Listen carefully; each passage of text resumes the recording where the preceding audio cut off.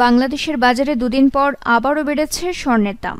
ভরিতে ১,৫১৭ টাকা বাড়িয়ে ২২ ক্যারেটের ১ ভরি স্বর্ণের দাম ১,২৪,৫০২ টাকা নির্ধারণ করেছে বাংলাদেশ জুয়েলার্স অ্যাসোসিয়েশন বাজুস। আজ মঙ্গলবার ২০ আগস্ট সন্ধ্যায় বাজুসের standing committee on pricing and price monitoring chairman Masudur রহমানের সই করা বিজ্ঞপ্তিতে এ তথ্য জানানো হয়েছে।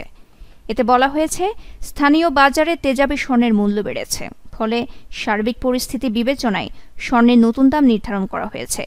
নতুন দাম অনুযায়ী প্রতি ভরি ১১.৬৬৪ গ্রাম অর্থাৎ ২২ ক্যারেটের স্বর্ণের দাম পড়বে ১,২৪,৫০২ টাকা।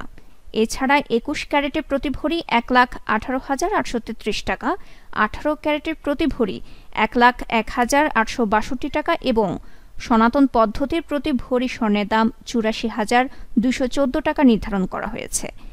বিজ্ঞপ্তিতে বাজুস আরও জানায়, স্বর্ণের বিক্রয় মূল্যের সঙ্গে আবশ্যিকভাবে সরকার নির্ধারিত ৫% ভ্যাট ও বাজুস নির্ধারিত ন্যূনতম মজুরি ৬% যুক্ত করতে হবে।